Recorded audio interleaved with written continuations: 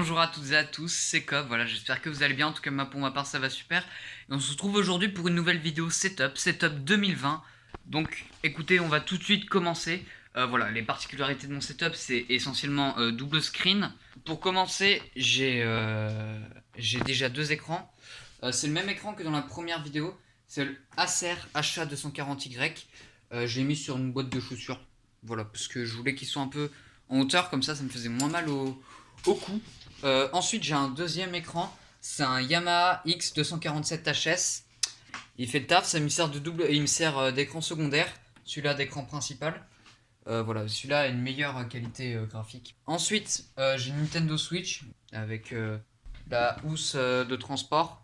J'ai changé au niveau de tous les périphériques en fait, sauf la souris.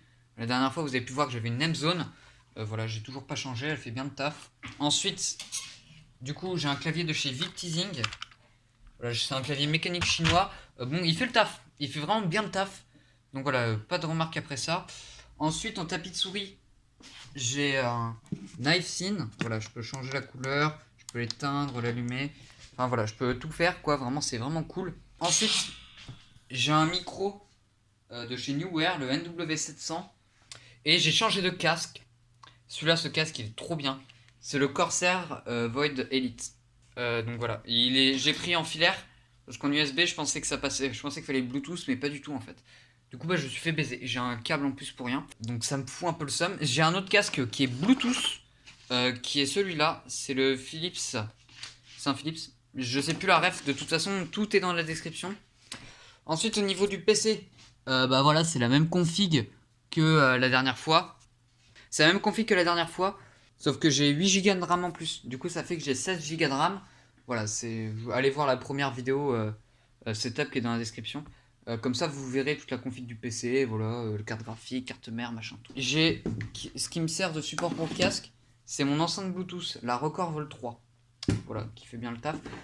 Mais comme c'est un peu la merde au niveau des basses, j'ai eu une barre de son. Voilà, la LG SJ2 avec son caisson de basse. Voilà, qui font vraiment bien le taf. En gros, la totalité du setup, on est environ vers 1700 €. Après, voilà, vous remarquerez qu'il y a quelques trucs que j'ai pas, comme webcam par exemple.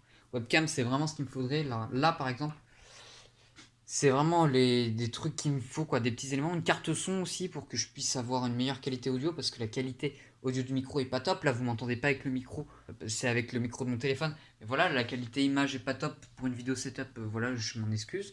Mais voilà, pour l'instant, je peux filmer qu'avec mon téléphone. Écoutez, j'ai fait à peu près le tour de tout ce que vous voulez. Voilà, je vous ai pas montré ma batterie externe. Ça vous intéresse, une Logicom.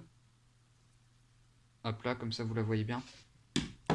Puis voilà, c'était à peu près tout. Faites pas gaffe au cable management, d'accord?